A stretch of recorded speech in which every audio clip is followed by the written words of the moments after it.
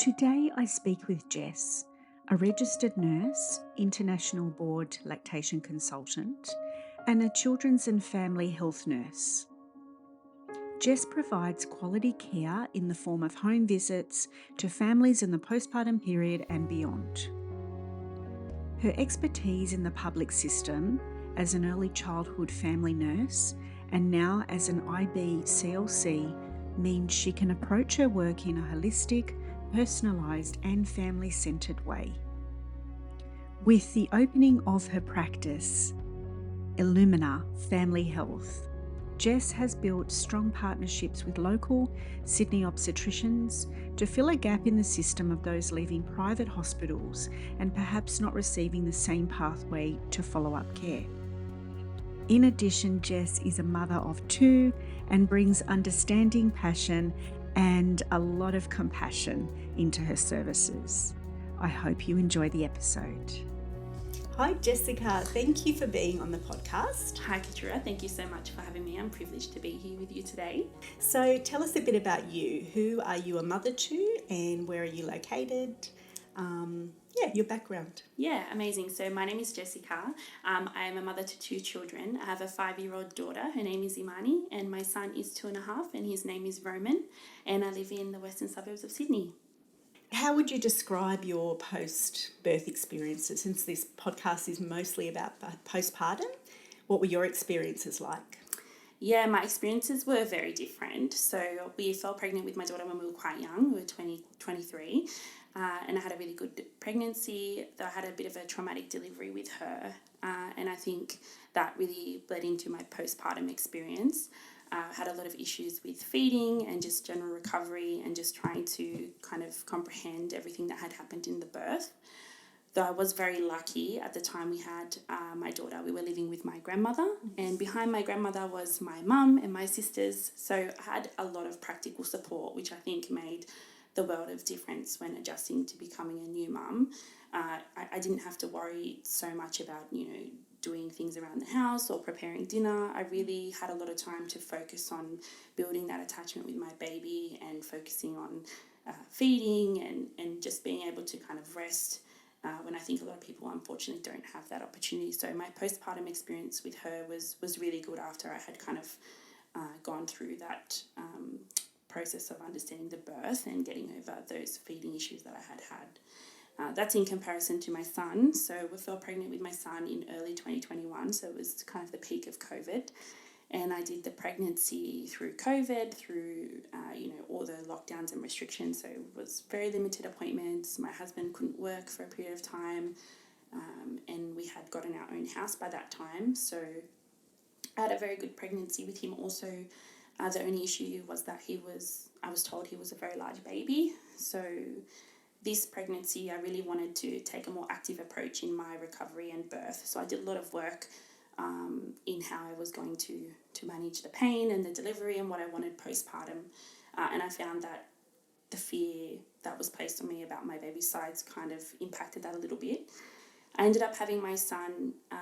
I had an amazing birth with him. It was a 2-hour drug-free birth, and he ended up being 4.8 kilos. Wow. So he was large, yes, very large at 39 weeks. The postpartum experience with him, some things were better. So obviously I adjusted to parenting better. I felt more confident. I kind of was able to block out all the noise when it came to what I wanted to do for my baby. But what I struggled with was balancing all the things now that we were in our own house and I had a 2-year-old trying to, do everything I needed to do at home. My husband only had a couple of days off after my son was born, and because of the restrictions, I wasn't able to have as much practical support as I had with my daughter. And I remember crying that I couldn't cook dinner. It was so important to me to cook dinner, and I just couldn't manage cooking dinner, and I think that part was really hard for me. But overall, I was quite lucky with both of my postpartum experiences. And I think the second time around, taking an active role in educating myself and making plans led to me feeling more supported, I think. Thank you for sharing. Yeah, they are two very different experiences, and I think COVID has a lot to answer for, doesn't it? It was absolutely a really unprecedented time, and I think the impact of that period of time on mothers that have had babies during that time will be felt Absolutely. probably for the rest of their lives as a Yeah. mother. It will be memories that, were quite bittersweet. Absolutely. And at the time, I'll get into what I did for work shortly. I was seeing lots of families who had expected their families to be able to travel during that postpartum period, and they weren't able to. So I think you're right when you say that the effects will be felt for, even generations to come of that experience. Yeah. I guess that can be another podcast. Yeah, that definitely. topic. It's big. Yeah. So tell us about your work, because it is really interesting and I'm excited for you to share that with the listeners. Yeah, definitely. So I am a registered nurse. I've also done a postgraduate diploma in child and family health. I'm also an International Board Certified Lactation Consultant, so an IBCLC, and I'm currently doing my POSMS accreditation in neuroprotective developmental care. Up until recently, I worked for the public health system as a child and family health nurse in Western Sydney. I worked a lot with vulnerable families there, families who were dealing with substance use or domestic violence and child protection, but also saw a lot of families, as it's a universal service, saw lots of families from all different backgrounds, and I really loved my job there. Yeah, but that's not what you're doing now, is it? So tell us, you've made a change, and tell us what that is and why you did it. Yeah, so like I said, up until recently I was doing that. I just resigned from my role in the public health service, and I actually have started my own business now. It's a postpartum support service for families who choose to go through a private hospital obstetric-led model of care. And I started that business because working in the public health system, I kind of came to recognise a massive gap in postpartum support for families, and I wanted to address that. Another reason is because I felt working for a massive public organisation that there were, due to policies and procedures, I felt sometimes confined in the support and advice I could give to parents.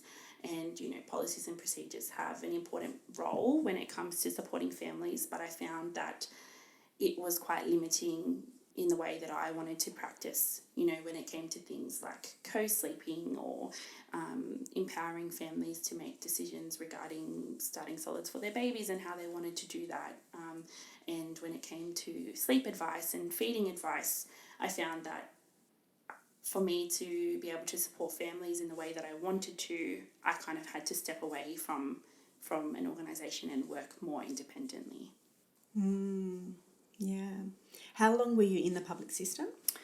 All up, just over 5 years. So I've been working as a child and family health nurse for close to 4 years. So I did my new graduate in the hospital, and then I studied and came to work in the child and family health service, or the early childhood clinic, as most people know. What were the sort of fears and concerns that you were hearing over and over again from some of these families? I think a lot of families are just trying to sift through lots of information. Nowadays, families have access to so much more than, 20 or 30 years ago, and they would have, well-meaning advice from family or from social media or from friends, and they kind of just wanted advice on how to navigate certain issues. And I think a lot of times it was in regards to sleep. Should I put my baby in a routine? If I don't put my baby in a routine, what will happen? When it comes to feeding, what happens if I don't feed my baby every 3 hours? What happens if I do feed my baby every 3 hours? Should I feed my baby more frequently? My baby's crying. What should I do? A lot of it was because their natural instinct as a parent had kind of been undermined by this well-meaning advice. Lots of people give us advice as new parents, not because they want to harm us, but they're trying to be supportive.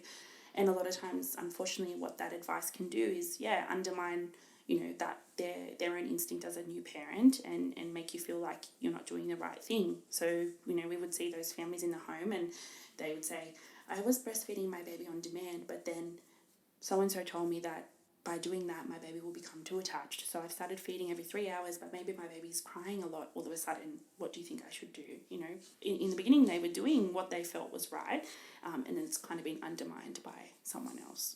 Yeah, I think for me that is something that I hear a lot of, is just the contradictory advice and recommendations, even like amongst midwives in the hospital, and often and early childhood nurses, and we know that there are exceptional midwives and exceptional early childhood nurses, but it is hard for a new parent who has never done this before. Maybe they've never even held a baby before or changed a baby, and so it's very difficult for them to feel like that they have some sort of authority or understanding, so they tend to look outwards and see what's on offer. But then when it comes back as this and that and this, it's a lot to filter through, isn't it? Absolutely. I think if you're in a position of working with families at this vulnerable stage, what we should be focusing on is more about elevating parents as the expert of their own children, and really stressing the importance of following their instinct and just providing advice that is kind of not so prescriptive, because we know that every mum and baby is different, every diet is different, every situation is different. I think that instead of coming to parents and asking, well, how often are you feeding, how often is your baby sleeping, are you missing the wake windows or something like that, I think it's better to say, what do you think your baby's trying to tell you when he does this, or when your baby's crying, what do you feel like you should do if you want to feed your baby? Do you think that helps, rather than giving a prescriptive care to the families, where it kind of undermines what of their confidence. Yeah, nobody spends more time with that baby than the parents. Absolutely. And I always tell families that when I leave, I say, parenting is all about experimenting, and I'm not here at 2 o'clock in the morning, I'm not here at 5 o'clock in the morning, I'm not here at 5 p.m. in the afternoon when you might be having a stressful time with your baby. So what everyone tells you, you should just kind of take with a grain of salt, and remember that at those challenging times, the baby wants you, and only you can give the baby what he needs. Yeah. So let's get to sort of attachment parenting and how that affects sort of the neurodevelopment of a baby. So if we get back to the sciences, then maybe it can also help a parent to understand what is happening with that baby, and then, be able to respond accordingly. So tell us a little bit about the needs of a newborn. Yeah, so human newborn babies are, they're born needing so much from their mother. If we're comparing to other mammals who stand up, a few hours after they're born and they kind of can eat independently, we give birth to newborns who rely on us for every aspect of their care. Their feeding, their settling, their attachment, their bonding, responding to their every cue. They have no independence in that aspect, at least for many, many weeks. So when we think about what a baby needs from a mother, it sounds really simple, but it's not. These days it's kind of hard to achieve for a lot of families, and what they need is that closeness to their mother. They need to be close to their mum constantly. They need to have that attachment with their mum. They need to be fed constantly. They need to be cuddled. They need to have skin to skin. They need to hear their mother's voice. They need to feel safe. A lot of babies, that 4th trimester period, they're still adjusting to the fact that they've been born. They still maintain all the same reflexes a lot of times that they had when they were in utero. So they still need a lot from us.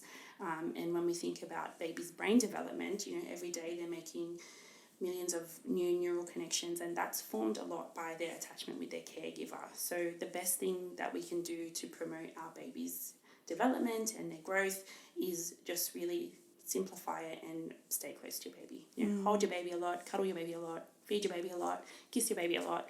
All those things, it's what we are wired to do. But I think what we can sometimes stop doing if people scare us into thinking our baby will become too attached or too reliant. A lot of times I've seen mums who will say, my baby doesn't want to be put down, and I'll suggest, well, have you got a baby carrier? And they'll say, no, I don't want to use that. The baby will become too attached to me, and they think that attachment is kind of a negative thing, and they're scared to have that attachment with their baby, when we really should be prioritising that, because that's the best thing we can do for our baby and for our mums. The best thing for our postpartum recovery is to stay close to our baby. A lot of mums express to me, and I had this experience too, you've got a new baby and someone else takes your baby and they start crying. You feel almost a physical response to your baby crying, and it's better for you to be with your baby. Our brain changes during pregnancy. Caregiving parts of our brain grow to provide the care to our babies for a reason. And I think we've been fed a lot of information by society about how we should be raising our kids, when if we strip it right back, it's really just attachment based and being close to our kids physically. Yeah, definitely. Yeah, it's something that makes so much sense, doesn't it? Yeah. But I think that in my experience, a lot of parents are still quite scared to have their baby on them as much as the baby. Yeah. And not just the baby, but the mother needs too, or the Yes, father absolutely. needs. Because it is a mutual thing, isn't it? It's Absolutely. syncing of our nervous systems. Yes, exactly. And it's something that we need in order to produce oxytocin as well. So it's beneficial for the mother or whoever that loving adult is that is caring for the baby.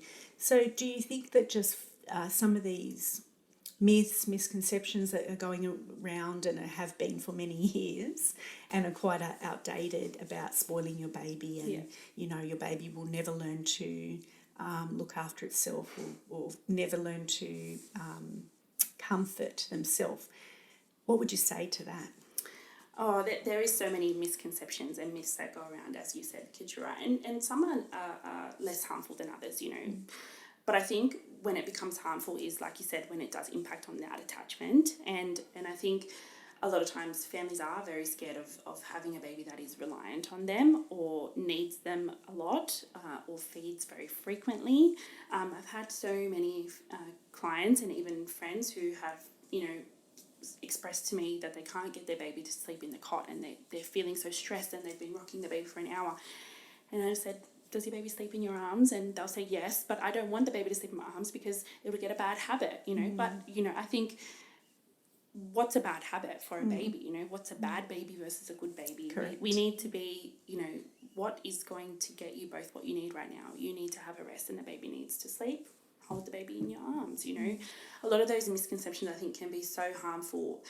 I think as well because over time a lot of families kind of come to this realization, you know, when their babies are older or they've had subsequent children where they do kind of surrender a lot to what their baby needs, and then they develop this guilt about what they didn't do with their first baby because they felt all the pressure to put their baby in a routine and not feed on demand and, you know, do all these things that they felt they should be doing, and then they have this sense of guilt that they didn't get that experience, you know. And I think we need to be pushing for that realization a lot sooner in early parenthood, even with your first baby, of, you know, surrendering a little bit to parenthood and developing your own confidence in doing what you need to do as a mother. Yeah, we need to really change that cultural expectation or message that somehow we need to be teaching our children to be independent, to be separate from us, to be self-sufficient. It's really got to go.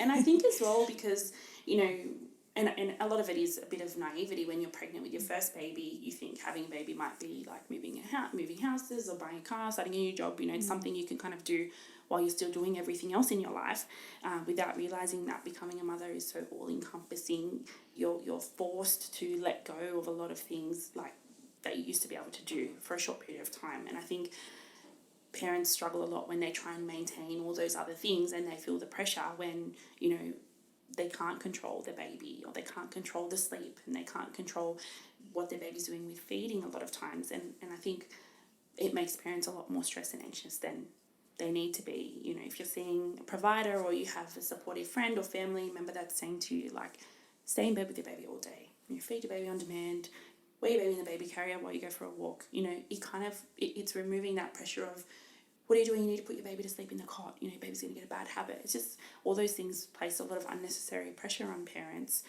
when they're already adjusting to something so life-changing. Yeah, that's so true. Yeah, and I like how you said it just can be taking a lot of their energy and time. Yeah.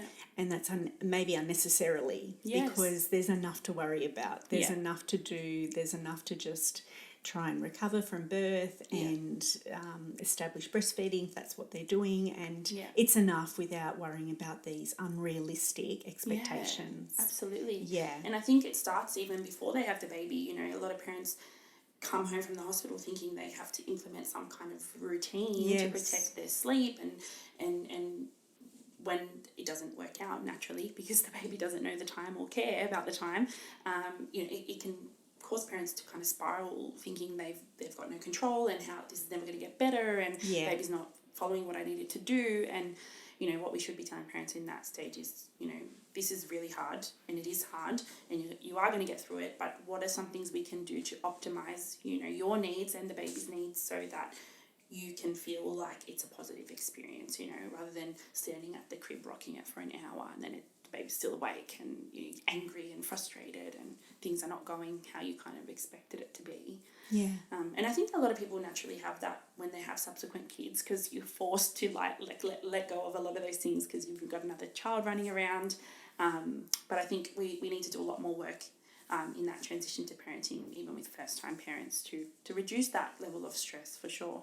Yeah, totally. And I think that message of knowing that it is a short period of time, because when you are in it, it can feel like this is never going to change. This is it. This is what I'm in for the rest of my mothering years. Yeah, I remember thinking that with my first baby. That's I'm never sleeping again. I'm never going to be able to do anything again. And I didn't have, I had family. I didn't see any early childhood nurse with my daughter, and and at that time I wasn't working as one, but I didn't have any kind of, family tells you, but you kind of feel a little bit alone. I was the first one of my friends group to have a baby, so I found, you kind of can spiral into a place of thinking, that's it, this is my life now. I'm never going to be able to have time alone. I'm never going to be able to sleep again. I'm never going to be able to do anything again. And I think it's really important as a provider in this space. A lot of my job is really just reassurance and empowering families to know that this is a hard time, because it is hard. It's not just hard for you, it's hard for everyone. It's an adjustment period, and parenting, it does it get easier? I don't know. The challenges change. You build, your confidence builds, you feel more resilient, able to deal with challenges than you do in that early postpartum period. So in many ways it does get easier, and I think we need to remind parents to just take it day by day or hour by hour even, just to get through, and take away all those other additional unnecessary layers of stress of trying to put your baby in a routine or trying to time feeds because someone told you that, Yeah, that's very true. So as a mother, how would you say that having your own children has impacted the way you work with other families? Yeah, I think immensely. It's impacted me. It's impacted the way I practice a lot, because I've been there. I've had feeding issues with both of my kids. I've had the traumatic delivery. I've had the amazing delivery. I've had all the recovery that comes with having a baby. I think going through that and having that experience means that when I see families, I can empathise with how challenging it is. I can understand what they're going through, and it kind of dilutes a little bit. I'm not sure is the right word, but it makes their experience feel more shared. They're not feeling that it's isolated to them only. And I think that can also be another issue when it comes to seeing families, is not many people share openly about how challenging it is having a new baby. For most families, it is really challenging dealing with the lack of sleep and the feeding issues. And I think most people don't share that. So when you're going through it yourself, you think your baby's the only one, or you're the only one who can't just do it all, when you're comparing to people on social media or even friends. Or even if you've got an older baby, kind of do forget a little bit how hard it can be. So I think having my postpartum experience and my births, what I went through after, has had a massive impact on how I work with families, because I tell them, I've been there, it's hard, I know, but you're going to get through it. I always want to encourage families to develop their own toolbox of things that they can do to support their baby and optimise the challenges they're having. I think sometimes sharing too much can also be harmful, so I like to empower parents just to develop their own skills and build their own confidence. But I think, if I wasn't a mother doing this job, I think my practice would be very different. Definitely. Yeah. So just give us a couple of examples actually of how you would empower another. What sort of questioning would you ask? How would you work with them so that you're not just telling them, but you're helping them to come up with these solutions themselves? Yeah, definitely. I mean, I see lots of parents who have had concerns about their baby's sleep, for example, and they'll say, my baby's awake for 3 or 4 hours at a time, and I don't know what to do to make my baby go to sleep, and she's supposed to sleep because she can't be awake for this long. And what I would say to that parent is, why do you think your baby's tired? Or why do you think your baby needs to go to sleep? Or what I want to do when I ask parents questions like this is I want to prompt them into thinking, why do I have this belief about my baby's sleep? Is it because someone else told me, or is it because I truly think that they need to sleep? Because I think that can make a big difference in building someone's confidence. Oftentimes when I say, why do you think your baby needs to go to sleep now? They'll say, because I saw on Google that the awake window is 1 hour and a half, and if they go past that window, they're going to be overtired, and then they're going to be crying all afternoon, and they start catastrophizing, if they miss this window of sleep. But a lot of times when I ask them, when they say that, I say, well, your baby doesn't know how long they've been awake. They don't know the time, they don't know. And when we go into talking about sleep needs, and how every baby has different amount of sleep needs and sleep pressure and all that kind of thing. And when I say to them, it's not harmful for your baby to be awake for longer than that 1.5 hours, it kind of, they feel relief. I can see them looking relieved, because they're like, oh, I can take my baby for a walk in the pram, or I can leave them on tummy time, even if they're happy, And I think it's really important to approach families in kind of partnership approach, rather than like a clinical perspective. I do have a clinical background, but I like to think that I practice, with a motherhood approach, like, why do you think your baby needs to sleep, rather than your baby needs X amount of hours? That's not an evidence-based approach to sleep concerns. I think as well, when parents share concerns with me, it's important to, dissect where that's come from. Or my auntie told me that if I hold my baby too much, it's going to get, too attached to me. And I say, what do you think about that? What do you think attachment looks like with your baby? Is it concerning for you that your baby becomes attached to you? And then by the end of it, they're like, oh, like, I love holding my baby all day, and I feel so much better when I hold my baby all day. And, or they would have stopped holding their baby, and then after I've seen them, I'll check in a week later and they'll say, I've been holding my baby so much more and hasn't been crying as much, or I've been feeding my baby on demand and hasn't been crying as much. So, and that's kind of building their confidence and building their resilience without me telling them what to do.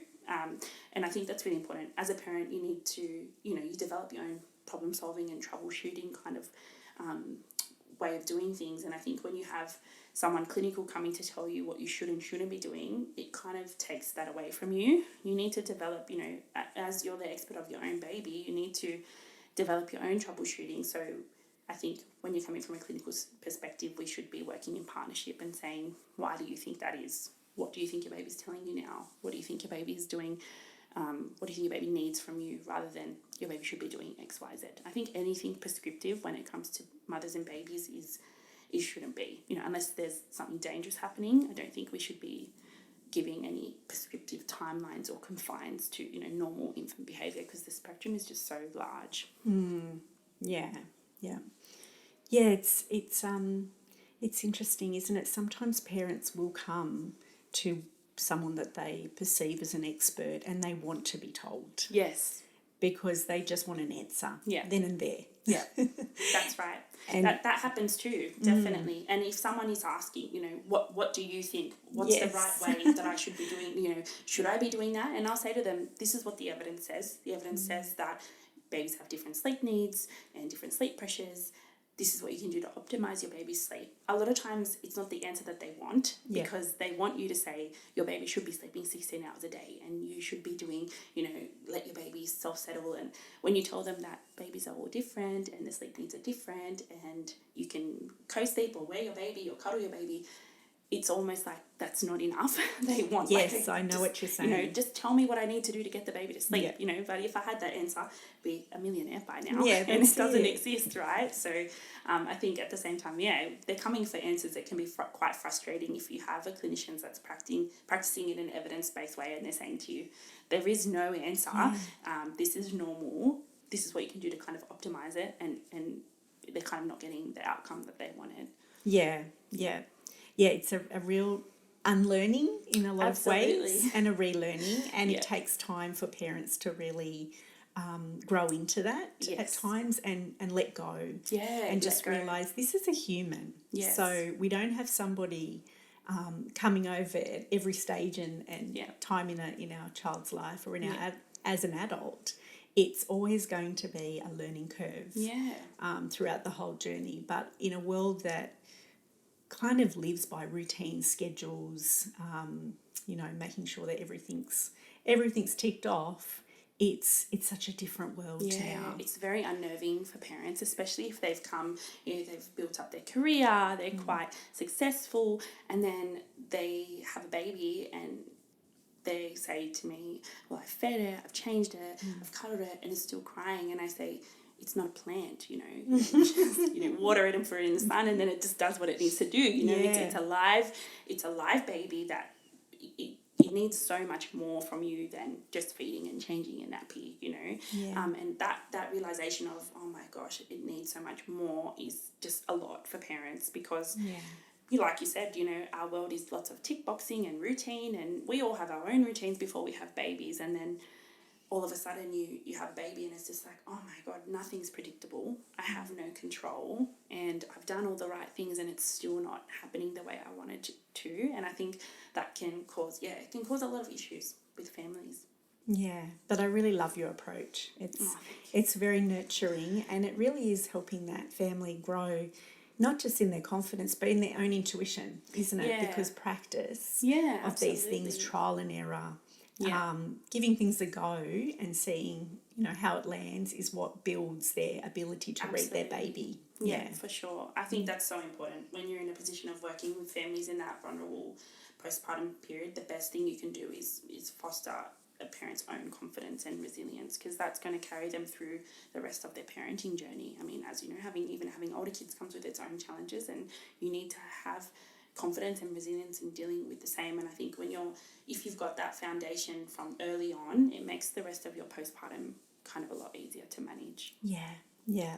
And knowing you're not always going to get it right. Yeah, absolutely. And that's okay. Yeah. It's not like good, bad, I've left them with permanent emotional damage, or it's nothing like that. Exactly. It's a lot more complex than just for sure making a choice to put your baby down when they didn't need to go down, and etc. Yeah, and I think what we also need to tell parents is that no one really knows what they're doing in the first few weeks or months. There's going to be days where you think, that was amazing, I know what I'm doing, I had a really good day, and then there's going to be days where you're just like, oh my God, the baby cried all day and I'm struggling, I can't do this, it's so hard. So, normalizing the successes and challenges of parenting, I think, makes a big difference. And, basically. Yeah, so true. Okay, so Jessica, tell us about Illumina. So Illumina, like I mentioned before, was kind of born out of this, crucial gap in the postpartum support kind of market for families. And I came to recognise this gap, when I was working in the public health system, and I saw that there were so many families that were not receiving timely evidence-based support in the early postpartum period. And I noticed that a lot of these families, were families who had chosen a private hospital-led model of care with an obstetrician. And I saw that these families were having, incredible care throughout the pregnancy with their obstetrician. They had this continuity. They could call whenever they had a concern. They were being seen really regularly. And then they would deliver their baby in this beautiful facility where they had a lot of care.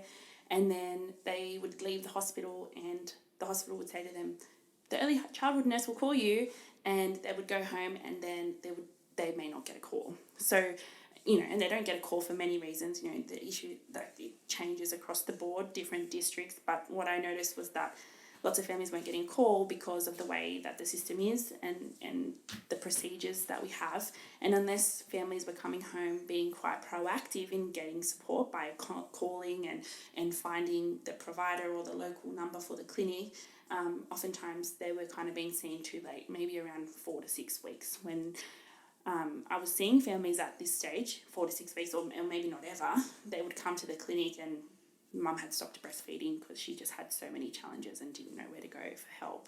Or mum had read something on Google about what should be happening and it wasn't happening. And it's just, I saw a lot of these issues that I felt really could have been mitigated with the right support at week 1, 2 or 3. So I created Illumina to partner with obstetricians so that we can offer families the opportunity to register while they're still pregnant. So that way, when they come home from hospital, they get that timely care within the first 7 to 10 days. They get the first contact with us. We do, comprehensive postpartum support. We do the maternal assessment, psychosocial assessment, which is, the mental health and history. We do the full infant assessment, feeding, reassurance, and it's a tailored service, so it's whatever the mum needs. Like you say, we meet them kind of where they're at and what they need at the time. And through Illumina, I've met so many amazing providers, and why it was so important for me to reach out to providers was because as a mum myself, and what I've seen with clients, when you've seen a provider who promotes, your own confidence as a mum, when they promote evidence-based things like feeding and sleep, and then you go and see, another GP or someone, and they kind of undermine everything you've been told, it can kind of send you into a spiral. So it was really important for me at Illumina to connect with other practitioners that were like-minded in terms of providing care to families that is more attachment-based and really promoting mothers as their own expert of their own baby, so that if they needed extra support, I could send them to a GP who practices in the same kind of way, knowing that they're going to have the same kind of support and not feel like they've been doing everything wrong.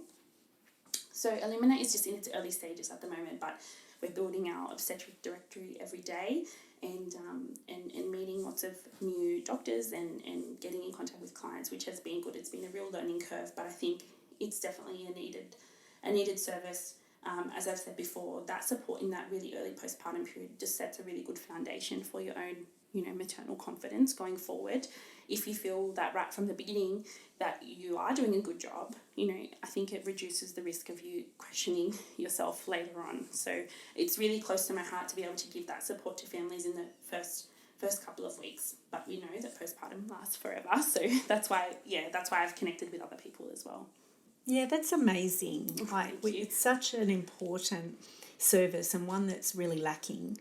And it's interesting to know that I wasn't necessarily aware of a bit of a gap in the system there, not necessarily with women being able to reach early childhood centres, but maybe being placed lower on the priority list for whatever reason. I think it changes across the districts in the way that they manage the referrals from different health services. But I think the big issue was that families were being told that they would be contacted or that they would get a home visit, and it wasn't always happening. It definitely happens, but it wasn't always happening to every single family. And families also, they've left the hospital, and it's extremely hard to find a service or find a practitioner that you need when you're in the depths of that early postpartum, with your crying baby and trying to sift through information. It's so hard. So the difference with Illumina is that, because we partner with the doctors, where they're ready for you once your baby's born. You're not having to kind of reach out to us in the middle of your postpartum experience. We're there before you have the baby, and then if you want us to still come, we will come. I think it's definitely important. And the early childhood service is an amazing service and so valuable for so many families. This is just something else to support families that want to guarantee that timely support service in the early postpartum. Yeah, and how has your service been received by the obstetricians and those that you visited? It has been a big learning curve for me because I had my babies in the public system, so I haven't been actually on that side of the private healthcare system before, although most of my friends have gone through that private system. So for me, the biggest challenge has been actually being able to meet with doctors because they're so busy. But the doctors that I have been able to meet with the service has been very well received. They've said there's nothing else like this. This is really, really good for families because they're look after the families until they deliver the baby. Then they have a 6-week check. So between the birth and the 6-week check, they really don't have much contact with families unless they're calling with concerns. So for doctors knowing that their families will be supported in that time, they get the benefits as well, better health outcomes for mums and babies, better client satisfaction, knowing that their families are supported. So the feedback that I've gotten has been really, really good so far, which has been promising. So all the doctors that I've met with have all agreed to partner with us and refer their families to us. But it's not, there's no, obligation in that sense. It's more so that we want to build our awareness so families know we are there if they need us. And the market is massive, of families in that postpartum period. It's about 1,000 babies a month born in private hospitals in Sydney. So there's so many families out there that I think could really benefit from the service. Yeah, definitely. So what parts of Sydney do you service? Yeah, so we service like all of Sydney, all the way down to the border of the Sutherland Shire and then all the way up to the northern beaches. So we have quite a large area that we service. The way we've been kind of approaching obstetricians is kind of by hospital. So we've got a few from Westmead Private and a few from Norwest Private. I've seen a couple now at the SAN. So we're kind of networking our way up slowly, but we do service families Sydney-wide. Yeah, and if this is sounding really appealing to a family and they're expecting a baby, what would you suggest? How would they contact you? Yeah, so they can head to our website or our Instagram page and submit a registration form. The registration form, there's no obligation. It's just a way for us to connect with you. There's no cost until we actually complete the first visit. So by registering with us, we can do a consult just to make sure to see if we can support you with what you need, or we can refer you on if we think that our service is not suitable.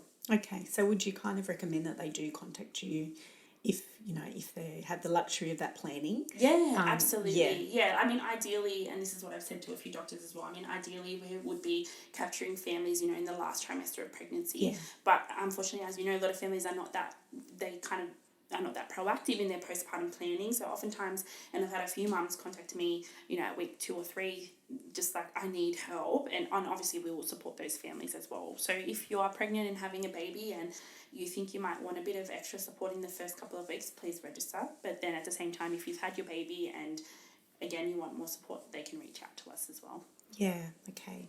I'm seeing you get very busy because it's such a necessary service and really there's a big demand for it. Yeah, I think so as well. And I think, I like to think that my service is different because, we really place a big focus on that maternal and infant attachment.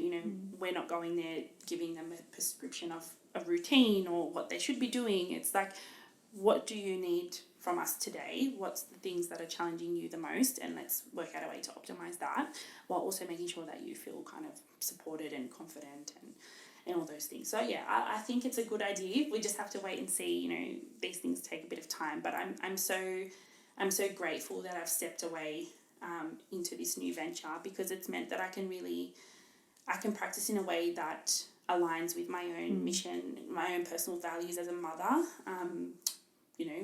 I co-slept with my kids at some stages and I breastfed on demand and I held my babies for naps all the time. And I think when other mums are saying to me, like, oh my God, I don't want to, I'm scared to co-sleep, but what do I do? My baby will only sleep next to me, rather than saying, you can't co-sleep, it's too dangerous. I can provide information to families so that they can make an informed decision. And I think, that was really important to me, that I'm able to practice in a way that aligns with my own values as a mum.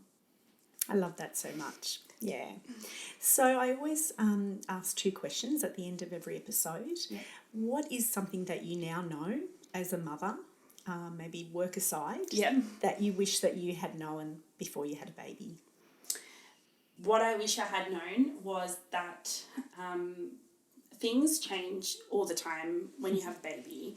I think we were talking about before, it's so easy to fall into this kind of hole of my life is never going to change. I'm always going to be tired and I'm never going to have time alone. And what I wish I knew, especially with my first baby, was it does change and it changes kind of so slowly that you don't even notice it. It changes day by day.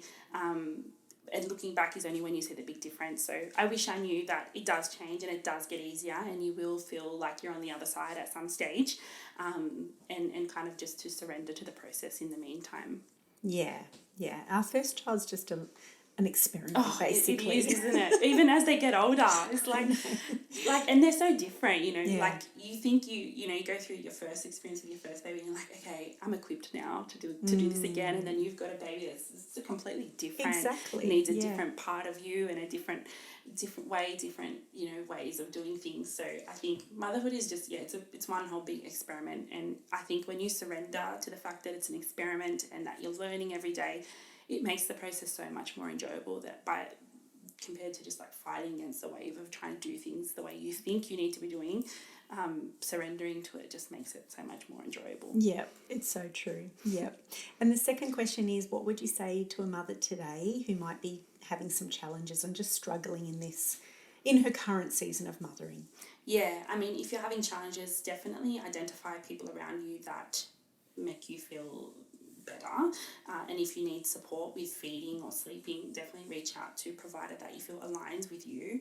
But I think, and what I've told other mums in the past before is, we always tell people, like, it's okay, one day at a time, you'll get there. But what I tell mums is sometimes you need to take it 1 hour at a time or 10 minutes at a time. You're in a really hard hour right now, your baby hasn't stopped crying, or, you can't do anything, but your baby is not going to be like this for 5 hours. It's going to end at some stage, so just take it 1 hour at a time. I also encourage parents to really reduce their expectations of things that they can achieve when it comes to cooking or cleaning or doing things, especially in that very early postpartum period.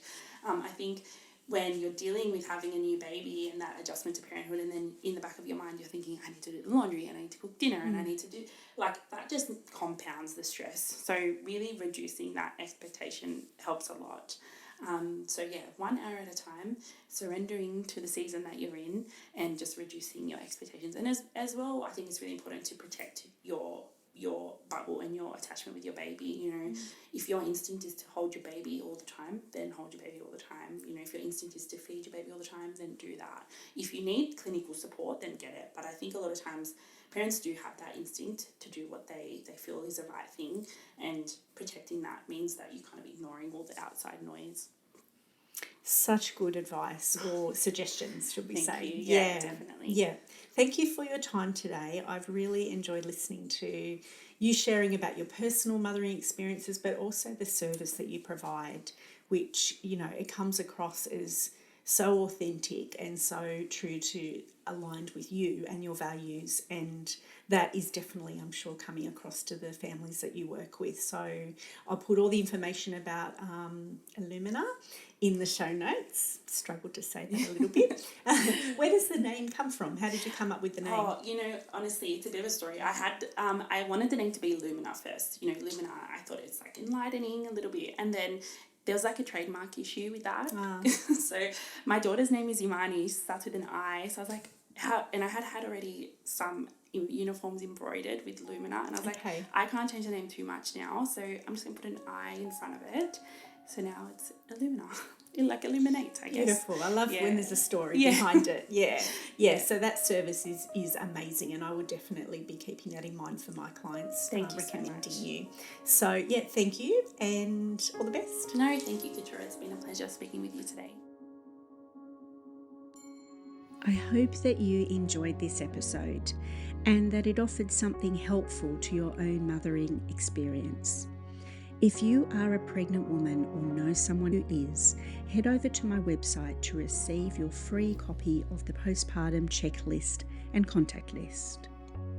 And if you'd like to be better prepared for your postpartum, both practically and mentally, purchase the Peaceful Postpartum ebook, a 52-page interactive guide on what you need to know and what matters most in postpartum.